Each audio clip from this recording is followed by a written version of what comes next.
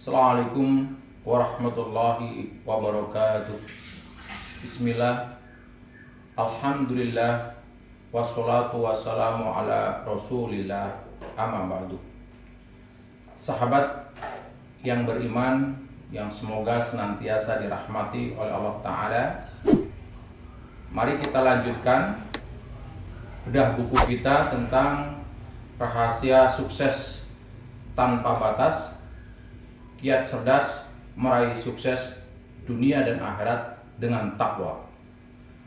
Kalau pertemuan yang lalu kita sudah bicara tentang mencari kunci sukses yang hilang, maka pada kesempatan saat ini saya akan berbicara mengenai apa itu rahasia sukses tanpa batas.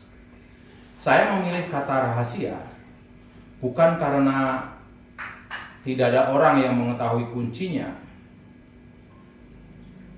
Di antara kita insya Allah Ta'ala pasti sudah mengetahui kuncinya. Pengamatan saya adalah yang kurang dari kita bukan pengetahuannya, tetapi kesadaran dan keyakinannya. Betapa tidak setiap Jumat khotib sebelum menyampaikan khotbahnya selalu menyampaikan pesan tentang kunci sukses ini. Para guru sebelum mengajar mengawali dengan pesan sukses yang akan kita bahas kali ini, dan juga majelis-majelis ilmu yang lain. Artinya yang kurang dari kita bukan pengetahuannya, tapi yang kurang dari kita adalah kesadarannya. Lebih kurang lagi adalah keyakinannya, dan lebih super kurang lagi dari kita adalah menjalankannya atau mengamalkannya.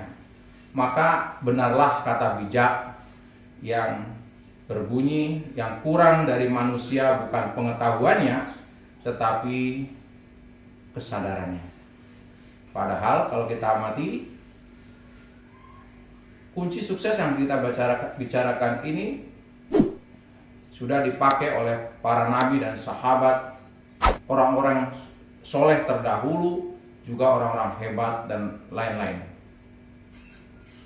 Sehingga saking hebatnya pesan ini, Allah Subhanahu wa Ta'ala menyampaikan kepada kita, hendaklah kita sebagai seorang muslim kalau harus berbekal, inilah bekal yang paling baik. Allah berfirman, wa tazawwadu fa inna khairuz zadi taqwa, dan berbekalah kalian dan sebaik-baik bekal adalah takwa. Artinya di sini kalau saya ilustrasikan, seandainya ada orang yang memberikan atau menitipkan kepada kita perbendaharaan yang banyak, ada berangkas uang yang banyak, ada gudang-gudang semuanya berisi harta benda yang berharga. Orang tadi juga menyerahkan kepada kita kuncinya, tapi apalah artinya gudang segala, berangkas segala isinya, gudang segala isinya, dan sudah dikasih kuncinya kalau kita tidak pernah menggunakan kuncinya. Artinya kita baru mengetahui tetapi tidak menyadari, tidak meyakini, apalagi mengamalkan. Akhirnya kunci yang Allah berikan kepada kita, kunci sukses yang Allah titipkan kepada kita, tidak bernilai apa-apa bagi kita karena kita tidak menjalankannya. Ini berkaitan dengan rahasia. Lalu apa yang dimaksud sukses tanpa batas? Sukses tanpa batas yang dimaksud di buku ini adalah, pertama, sukses tidak dibatasi oleh materi. Banyak masyarakat yang menjadikan pencapaian materi, kekayaan, jabatan, dan lain sebagainya sebagai ayat atau pertanda kesuksesan. Ini tentu tidak salah, tapi akan menjadi masalah kalau ayat sukses hanya ditandai dengan pencapaian materi. Betapa tidak di luaran sana banyak orang yang mungkin secara materi biasa-biasa saja, tapi dia luar biasa kebaikannya kepada sesama. Ada juga orang yang secara materi biasa tapi dia rajin sekali membagi ilmunya walaupun sederhana, dia khusyuk dalam sholatnya dan lain sebagainya. Tentu ini juga termasuk orang sukses walaupun dalam tanda petik secara materi tidak berlimpah. Ini yang pertama, sukses tanpa batas. Yang pertama ditandai bahwa sukses tidak dibatasi oleh materi. Yang kedua, tentu sukses kita tidak cukup hanya sukses di dunia saja, karena kalau sukses kita ukuran hanya dunia, ini juga masih terbatas. Tentu sukses kita harus mencapai dunia dan akhirat. Islam, agama yang sempurna, mengajarkan kepada kita satu doa yang luar biasa dari Allah Subhanahu wa taala, pencapaian yang paling tinggi, yaitu apa? Rabbana atina fid dunya hasanah wa fil akhirati hasanah wa qina adzabannar. Allah Subhanahu wa taala menyampaikan kepada kita semua bahwa hendaklah kita memohon kepada Allah kesuksesan dunia dan kesuksesan akhirat. Jadi kalau kita bagi level kesuksesan seseorang, maka yang pertama adalah orang yang sukses dunia dan akhirat tentunya. Yang kedua, seandainya seseorang tidak bisa mencapai sukses dunia dan akhirat, maka pilihan kedua, mungkin di dunia tidak terlalu beruntung, tapi di akhirat dia harus beruntung, harus masuk surga. Karena surga tentu lebih lama, tidak ada bandingannya dengan dunia yang cuma sebentar. Dan yang ketiga, ada sebagian orang yang memilih sukses yang sebentar walaupun sukses, yaitu sukses di dunia tapi sengsara di akhirat. Dan yang keempat, tentu yang paling sengsara, orang yang sengsara di dunia dan sengsara di akhirat. A'udzubillah min dzalik. Karena itu kalau ada orang yang mengatakan kita harus sibuk untuk hidup yang lebih baik, kalau itu titik, maka ini masih terbatas. Kalau hidup yang lebih baik cuma untuk urusan dunia, terbatas. Maka seorang beriman harus ditambah, kita harus sibuk untuk hidup dan kehidupan setelah mati yang lebih baik. Ini baru luar biasa. Yang ketiga, pertama, sukses tanpa batas. Sukses tidak dibatasi materi. Yang kedua, sukses harus dunia dan akhirat. Dan yang ketiga, menariknya adalah karena sukses tanpa batas, maka siapapun bisa sukses asal dia tahu kuncinya.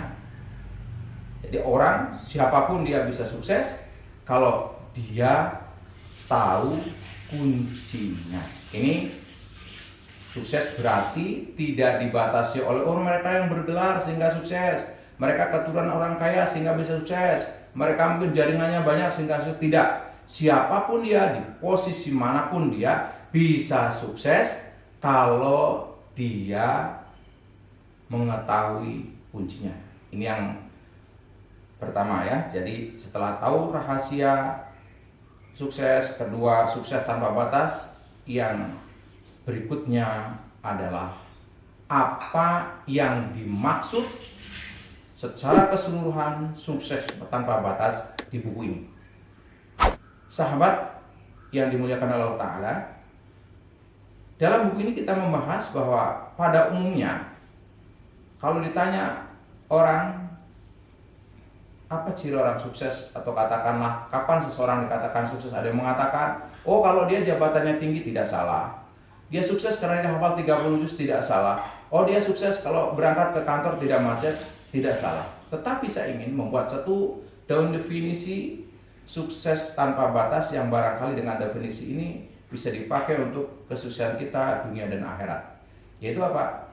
Di buku ini disampaikan kapan orang dikatakan sukses. Orang dikatakan sukses kalau ia bisa menikmati yang rata-rata orang lain tidak nikmati.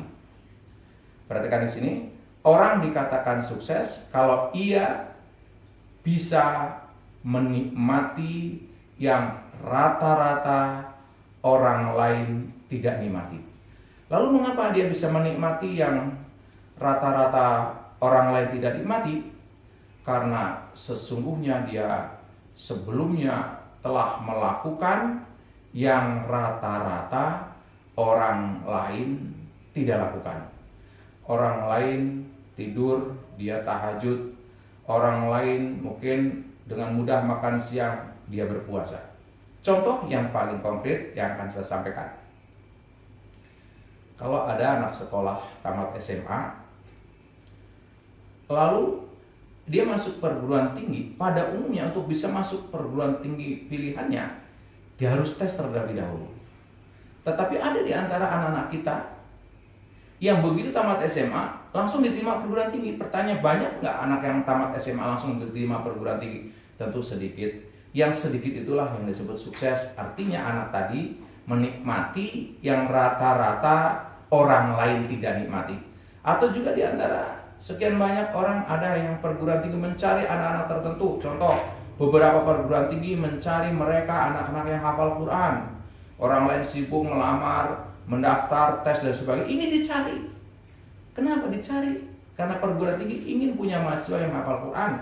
Dengan kata lain, banyak tidak anak-anak yang dicari oleh perguruan tinggi untuk masuk ke perguruan tingginya, sedikit. Mereka yang dicari dan kemudian masuk ke perguruan tinggi tadi, tentu secara umum kita mengatakan dia sukses. Kalau ditanya, kenapa dia sukses? Karena dia menikmati yang rata-rata orang lain tidak nikmati. Demikian pula dalam kehidupan nyata, misalkan dalam kantor, bahasa bercandanya, siapa yang paling sukses? Ya tentu direktur utama kita. Mengapa? Dia secara fasilitas menikmati yang rata-rata karyawan pada umumnya di kantor tidak menikmati. Pendek kata, direktur utama menikmati yang rata-rata orang lain tidak nikmati. Insya Allah pasti sebelumnya dia telah melakukan yang rata-rata orang lain tidak lakukan. Sahabat yang beriman yang dirahmati oleh Allah Ta'ala, setelah kita tahu sukses yang dimaksud, lalu apa kuncinya sekarang? Kuncinya adalah takwa kepada Allah Subhanahu wa Ta'ala. Allah berfirman dalam sebuah ayat di surat Al-Imran ayat 200, wattaqullaha la'allakum tuflihun, dan bertakwalah kamu kepada Allah agar kamu menjadi orang yang beruntung. Orang yang beruntung artinya di sini tuh orang yang bertakwa, beruntung dunia dan akhirat. Nah, sekarang kita pembuktian. Betulkah orang-orang yang bertakwa akan menikmati yang rata-rata orang lain tidak nikmati? Keistimewaan apa saja yang diberikan kepada orang-orang bertakwa, dan apa pula yang dilakukan oleh orang-orang bertakwa sehingga dia bisa menikmati yang rata-rata orang tidak nikmati? Insya Allah kita akan sampaikan lagi pada episode yang akan datang. Demikian sahabat beriman yang dirahmati Allah Subhanahu wa Ta'ala, semoga apa yang saya sampaikan pada hari ini bisa menginspirasi kita sehingga kita sekarang tidak lagi hanya bangga dengan mengetahui tentang kunci sukses takwa, tapi kita harus menyadari, meyakini, dan tentu yang diharap adalah mengamalkannya. Sampai ketemu di episode yang akan datang. Kalau ada yang benar dalam kata Allah Ta'ala, kalau ada yang salah dari saya pribadi, lebih dan kurangnya saya mohon maaf. Saya Rahmat Abu Bakar. Assalamualaikum warahmatullahi wabarakatuh.